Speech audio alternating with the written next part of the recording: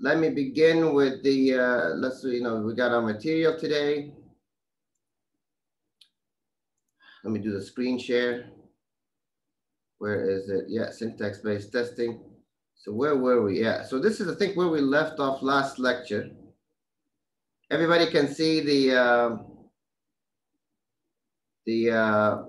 PowerPoint now, right? Okay, I'm assuming that everybody can see the PowerPoint. So last lecture we had those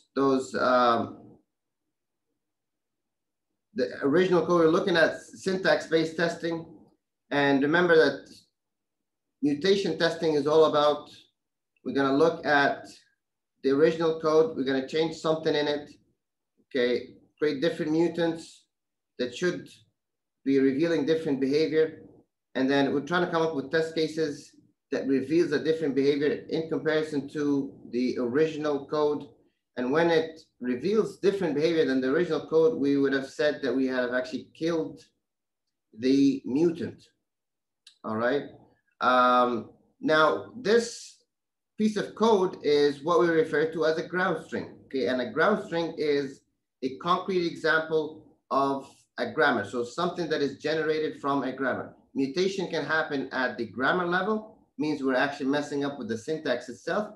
This is a job for the compiler. Okay, so it's supposed to be that the compiler is the one that figures out that you've done something wrong with the syntax. And then, in the sense that it could compile something that it shouldn't have compiled, or the opposite, that it doesn't compile something that it should have compiled. Nonetheless, the whole point is that it shows a different behavior than the original syntax, had the compiler been compiling code that is generated by the original syntax. Okay. The other approach is to actually mutate the ground string, like an example of the Java code that we have.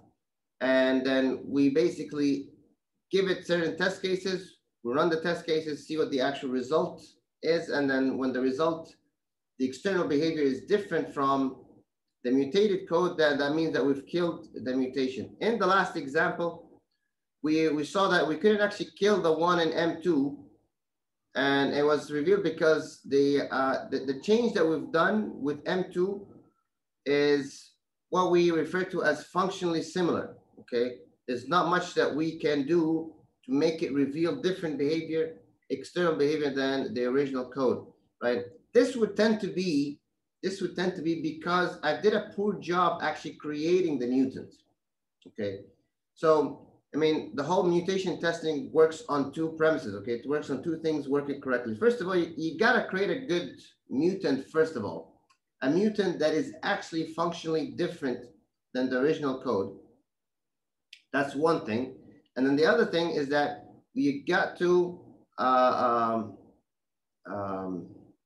what was I saying? Yeah, so you got to create good test cases that's based on the assumption that you've already had created a good mutant test, a mutation. You got to create good test cases to reveal the differences between the mutant and the original code. So, in this particular example, when we had T1, X equals 0 and Y equals 0, okay, two of the three turned out to be good mutants, but the test case was really bad. It didn't actually show any difference between the original code. So this is what we call a wasted test. In other words, a wasted effort.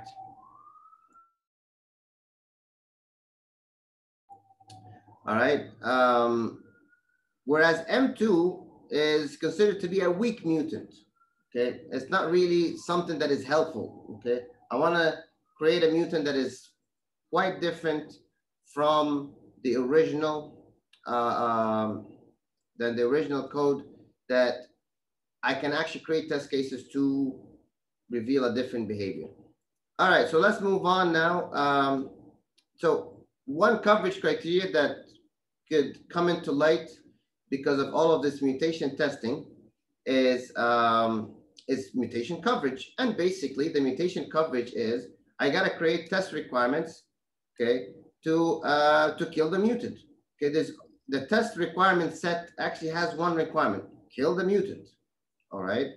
If I have 5 mutants, then gotta have 5 different test cases, oh, sorry, 5 requirements that is to kill the 5 mutants, okay? And the mutation score is basically how many of the mutants that I had that I was able to kill. So if I created 5 mutants and I was only able to kill 4 of them, so 4 divided by 5, that's 80%. So my mutation score is 80%. All right. What happens usually in industry is that you start off with a number like say 80% over here, and then you say, okay, let me do something to increase my score. And the increasing of the score could happen by 1 or 2 things. First of all is maybe I could identify some mutants that are not actually that good, not helpful. Okay, so it doesn't make sense that I try to kill them. So I remove them. Okay, so this 5 might end up being a 4 instead of being 5 mutants, be 4 mutants.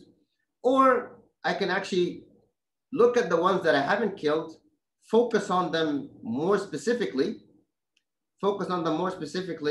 and think harder about coming up with a test case that would actually reveal a different behavior between it and the original code, i.e. to be able to kill. So I would have 5 mutants and I would actually killed all 5 of them, right? Is everybody following me on this so far before I move on? Isn't the use,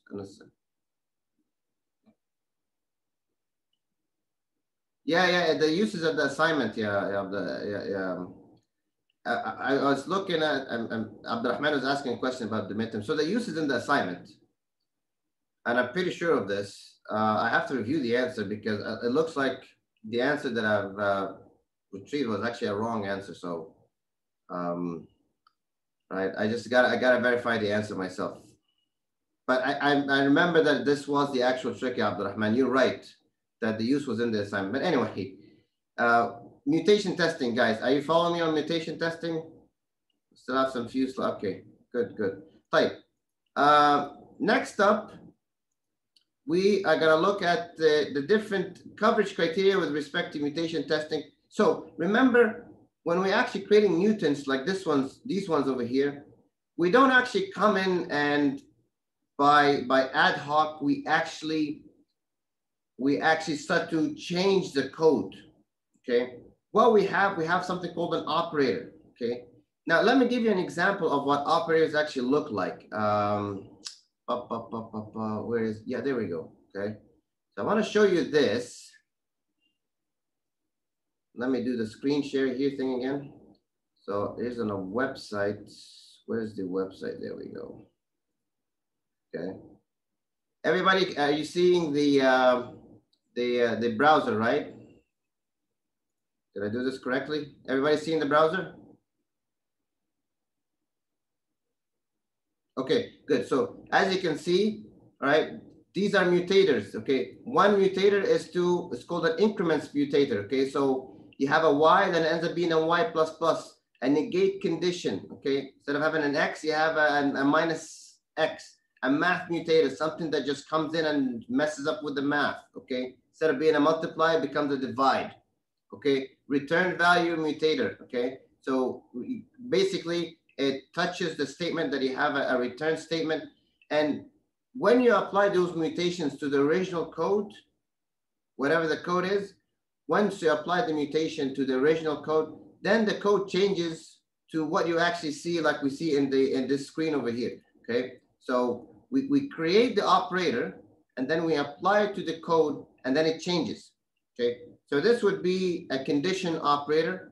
Okay, this would be another condition operator. This could be, for example, a negate operator. We can create any different operators that we want. Sorry, mutation operators, okay?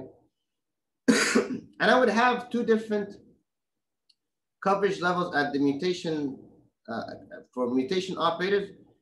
First of all is, if I have an operator, like the ones I just showed you in the previous, in the website, my criteria here, my test requirement contains just one requirement, that is to create one example of each, okay? So here it is. So let's go back again to this screen, okay? So I have I got here like 7 different operators, mutation operators. My test requirement is to apply this at least one time in my code. Okay, I apply it at least one time in my code. And when I apply this one time, I do a check over here, I do a check over there, I do a check over here. All right, and this is my coverage criteria with respect to mutation operators. Okay, the second type of mutation operation coverage is called mutation production. Okay, and mutation production, if you remember the word production, this is the different ways the different operators can change the code. Okay, now in essence, what this really means is, when I look at this over here and I look at these operators, all right, for example, I have the math operator. I look at my code and I apply every single way that this math mutator can actually mutate the code. Now, obviously, as you can imagine right away, that this is probably going to end up resulting in many different mutants being created. Okay, and that is usually a problem. Okay, because if you just create one mutant, maybe that's too weak, and if you create an infinite number of mutants, maybe that's too strong. Okay, so let's take a look at an example of what I'm trying to say here. Going back over here. So this over here is an example. Okay, this is my grammar, very simple grammar. I got a stream. Okay, this syntax that you see in front of you is called the EBNF. Okay, so one of the things about the EBNF is that if you put a star, it basically says, you know, I can recurse again and I can just do multiples of an action. But anyway, we got the grammar. All right. And another shorthand is if I do digit and I go like 1, 3, it means I can have from 1 to 3 values of the digit. Anyway, you end up with strings that look in something like this. Okay, a G and followed by a number, and then, you know, this is probably like time in seconds and minutes and so on, hours, minutes, and seconds. All right. Now I have 2 operators. First of all is exchange the G with a B. So I look at this over here and I apply it one time. I've realized I have a G over here. I'm going to change that to a B. Okay. I could have done it also to the other one, because this is what the operator is about. But for mutation operation coverage only, the first level, all I have to do is find one way to make it. Okay. The other one is called replace digit with another digit. Okay. So I can have hundreds of strings. Okay. But all I have to do is apply this operator one time. And I just basically find one example and I change it. All right. This way I would have created a mutant that is a result of this operator, and another mutant that is a result of this operation over here. Now, if I was doing mutation operator using MPC, which is mutation production coverage, not MOC, MPC, basically I'm taking this ground string over here and I'm applying this every single possible way it could be applied. So exchanging the G with the B can happen in 2 ways. Okay, I can change the B with the G and then the G with the B. Okay, so I ended up with 2 instead of just 1. Fine. This is okay for that particular operator. Okay, there's a finite set of different mutators that I can create. But the second one over here, which is replace digit with another digit, well, if I look at the digits over here, all right, there's a lot of digits that would show up in a ground string. And for each one of those digits, like 1, I would have to replace it by a 2, 3, 4, 5, and so on. And then move on to the next number. Change that to 1, 2, 3, 4, 5, 6, 7, obviously 8. I'm going to skip because I already have it, and then 9. And then go back to this number, all right?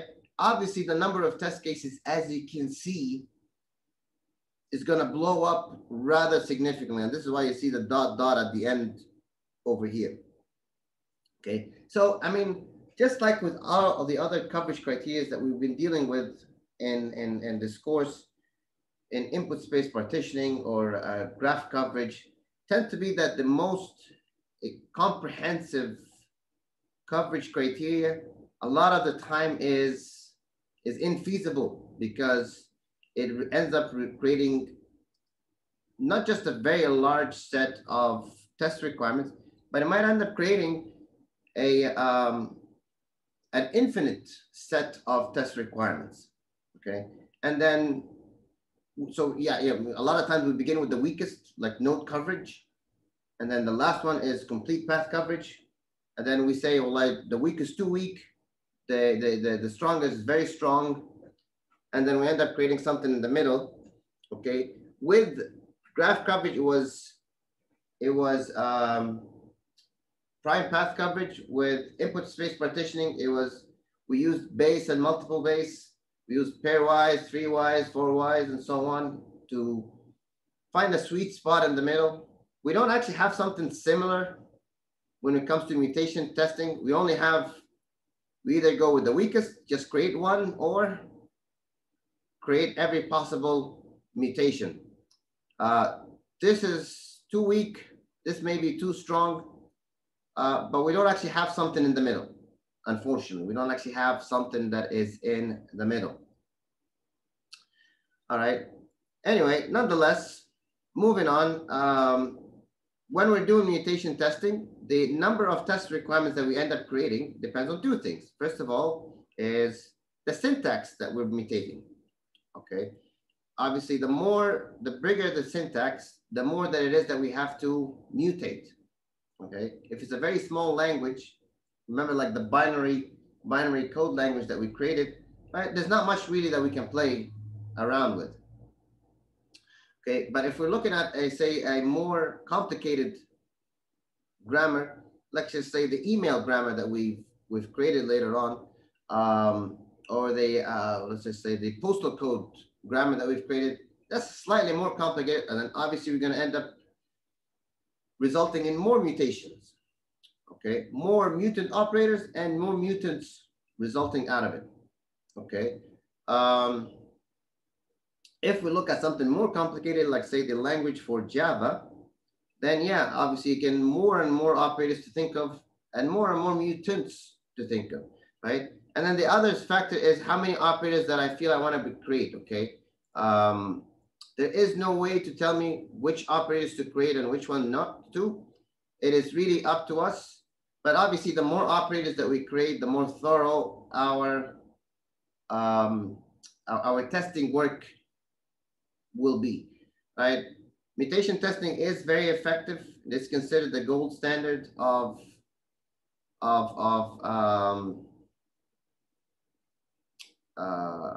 testing. However, I have to tell you, mutation testing does require a considerable amount of effort than say regular testing, when you're just making sure that the software is doing what it's supposed to do. Because mutation testing is about making sure that software is not doing what it's not supposed to do, all right? And it could be an infinite space here, okay? The other thing that is not helpful about mutation testing is that obviously you cannot apply it at the black box testing level, because you're applying it at the code level. Okay, so you need to be able to see the code. Okay, so it's a white box type of testing, much like we were doing with graph coverage. All right, moving on.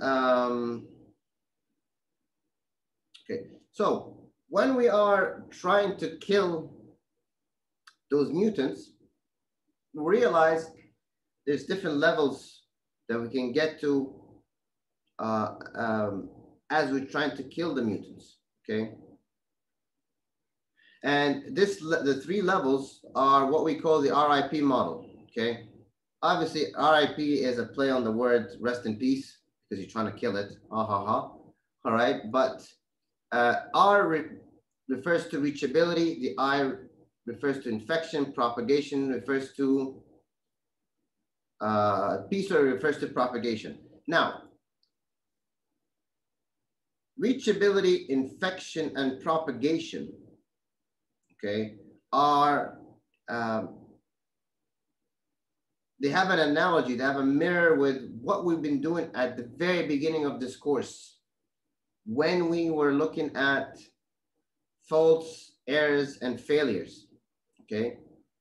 So when we were looking at faults, errors, and failures, we looked at a number of things, okay? Remember, we actually looked at 4 things. The first of which is not being able to reach the fault, okay? So skipping the fault, right? Obviously, this is not really an intention of software testing. It's just making sure that you know what you're doing. It's because obviously what you want to do is you want to execute the fault, okay? Now, if you execute the fault, right, this is where you have a chance to result in an error. What's an error? An error is an incorrect state, okay? Some value got computed that is not correct, okay? This is where I have an error. When is it that it becomes a failure? All right. When is it that it becomes a failure? It's when that error has manifested itself from an external behavior perspective. Okay. The user who's sitting outside can see the difference. Between what was supposed to happen and what is actually happening. All right. Now, if you have a mutation, okay, reachability means I've created a test case that actually touches the mutant, okay? Now, touching a mutant doesn't mean I'm going to end up resulting in a different state, okay? Right? So if I just touch the mutant, but what I actually computed was correct, then that means I've achieved reachability, but not infection, okay? In other words, I've executed, like back in the day when we say we executed the fault, but we didn't result in an error, okay? With mutation, we say we've achieved reachability, but we didn't achieve infection. Now, what is infection? Infection is if I was able to reach the mutant, the actual line where the mutation has happened, and then it resulted in a computation that was different from what the original code would have actually produced. This is what we call infection, okay? You gotta reach the mutant first in order to reach infection, okay? And finally, it might be that this infection that I have may not manifest itself externally to the user outside, might not manifest itself externally.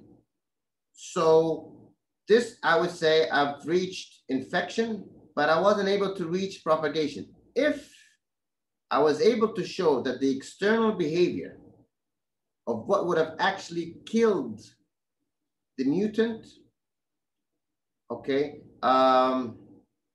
then this is where I would say I would have reached propagation.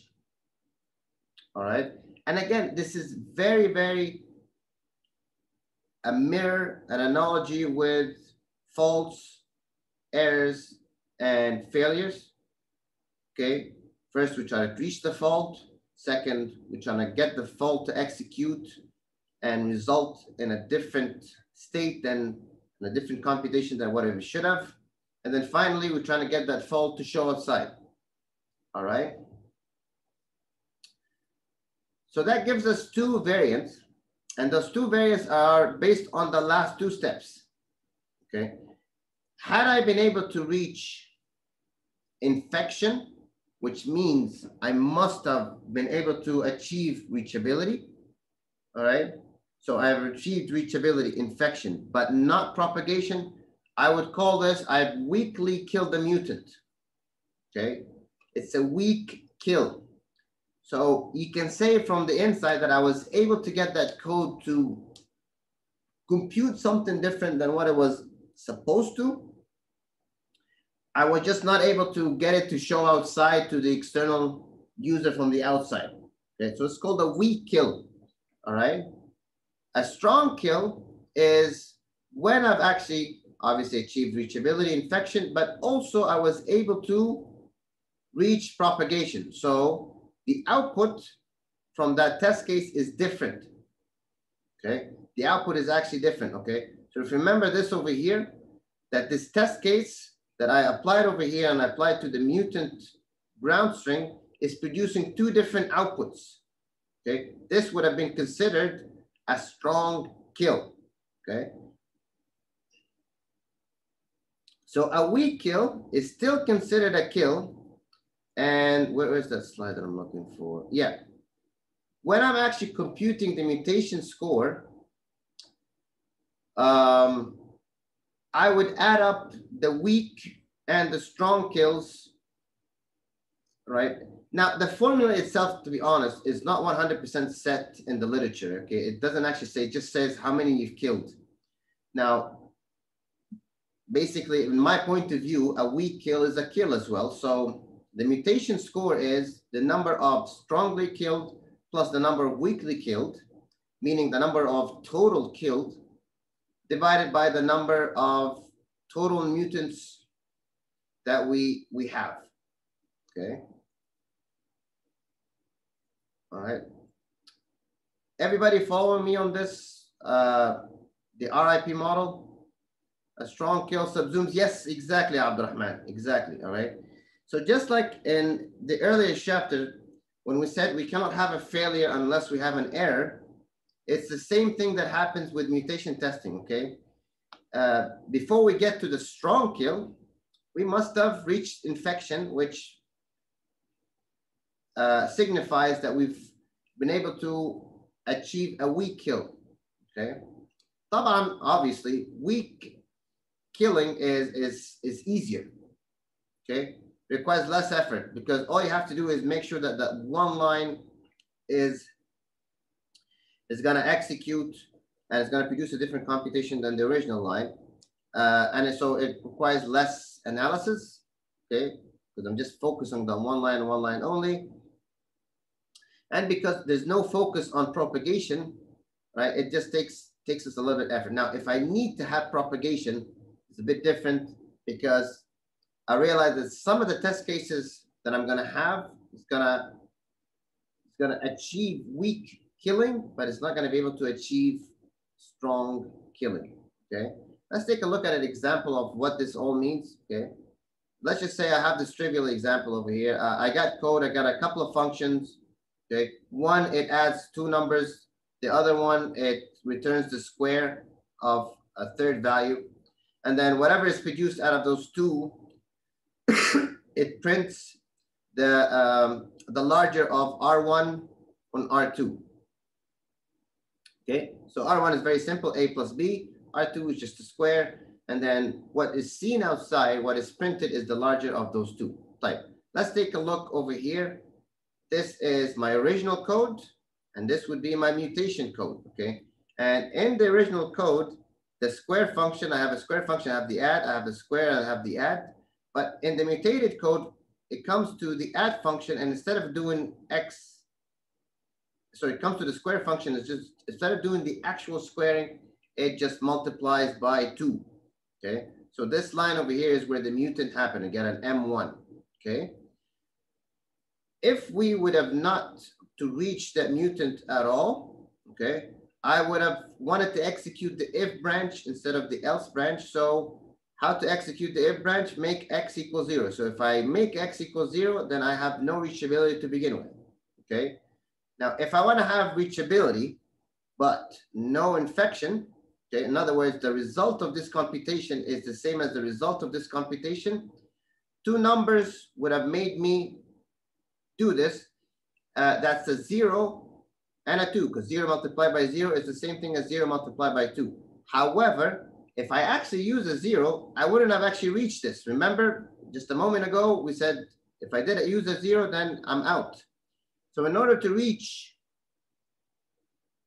the mutant, but we don't want to result in an infection, I have to have a 2. I cannot have a 0 because 0 is not going to make me reach it. And pretty much anything else is going to result in a different number computed than this one over here. Okay, even a 1. So 1 multiplied by 1 is 1. 1 multiplied by 2 is 1. Okay, so in order to reach infection, but no propagation, okay, remember the line said, I'm going to try to use the larger of R1 and R2, okay? In other words, I'm going to make a different computation from here than is the one over here, but I'm going to allow the add function over there to mask it, okay? So I want to be able to give test values for A and B that would be larger to what is computed in this line and what is computed in this line. Remember, what's going to be computed at this line and what's going to be computed at that line, but that's not a fault actually, sorry. And what's going to be computed at that line is different. Nonetheless, what's different from here and what's different from here, the value that is computed from here and the value that is computed from here, both of those values have to be smaller than what is computed from the add function, okay? For example, I can use 3 for x. So here 3 is going to give me a 9. Here a 3 is going to give me a 6. Right? How do I mask this? Okay, I'll make A equal to a 10, for example, and B also equal to a 10. Okay, so B 10 and A equal to a 10. That gives me here 20. It's going to give me obviously here 20. And 20 is going to mask, it's going to be the one selected because it's bigger than the 6, it's bigger than the 9. And so I would have achieved infection, but not being able to achieve propagation. Okay, now, when it comes to the last point, it says, I want to be able to reach propagation. So obviously I don't want a 0, I don't want a 2. Now I want a number where once computed from here, all right, obviously it's going to be different than what's computed from here, but one that wouldn't be masked by this add while the other one is masked. Okay, type. What does that mean? Okay, how is it that I can get this to be different than what I'm getting over here with respect to propagation? Okay, think of my add as the threshold because the add is acting as my masking function. Okay, type. I'm gonna do one where one of those is higher than the add, and then the other one would produce something that is lower than the add. Okay, like if I move this over here, I use 5 and a 3. Okay, this is the trick, huh? I have a 5 and a 3. Okay, so 5 and a 3 makes the result of the add function 8. You can see 8 is in the middle between 6 and 9. Okay, meaning that when this executes, it's going to produce the 8. However, when this one executes, it's going to produce the output of 9. Okay, and this is the trick. Okay, it's not a case of I create a number that is now just larger than the add. Okay, because had I had, I've made x equals 3, like we did over here. However, I just went a equals 1, b equals 1. Now both of them are higher than the add function. Still, the result. Oh, actually, no, the result wouldn't be different. Sorry. Yeah, one is going to produce a 9, one is going to produce a 6. All right. In this particular example, I'm sorry about this. Anyway, got to make sure that the resulting. Oops, I've messed it up over here. The result is different. Okay. So if I made a equals 1 and b equals 1, yeah, both of them would be different. And since they're going to be selecting the higher one, here is actually going to select return a 9, but over there is going to return a 6. Okay. If the example would have just printed the name of the function that is producing higher, like it just printed the name square, then yeah, I would have actually had to create one that is higher and one that is smaller than what the add is producing. All right. Is this guys, is this clear for everyone? We both then when both add and square. Yeah, I'm not sure I understand What's your question, Abdurrahman? When both the add and the squares, okay, it's not about that the add and the square is equal to each other. Yeah. Oh yeah. Well, it didn't really specify. I mean, that was just a simple example. It's gonna use one of them. It's gonna return one of them. Okay. Now, if I have this is producing a number, yeah, مثلا Abdurrahman, مثلا 10. This produces a 10. Okay. And then this over here produces a 15, and this one produces a 10, so it's gonna pick the 15. Again, it all depends on, now from the original code, I would have expected the return to be a 10, whereas in this code, I got a value that is 15. So yeah, it still would have killed the mutant. Okay.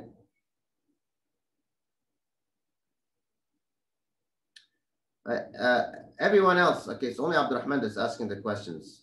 Anybody else, do you have any questions about this? Okay. Well, I hope that is clear. Now, one thing I want to show you is going back over here to this. Okay. I mean, obviously, if you Google mutation testing Java or mutation testing anything else, you'll see there's hundreds and hundreds and hundreds of different examples. Okay. And you'll see, for example, there's automated tools, many different automated tools. And it's going to produce a report like this one, and it's going to tell you that this particular operator, was it killed or was it not killed? Okay, or has it survived? Okay, so a killed operator, as you can see, it's highlighted in green because this is what we want. A not killed operator, i.e. it survived, it's actually showing that it's in red because we haven't killed it, so that's not good. Okay, and as we do our mutation testing efforts, okay, we begin with a score. Okay, for example, like 63% mutation coverage. We got 5 out of the 8, and then we got this mutation score, and we try to improve that score. Okay. Okay. So any questions about this, guys?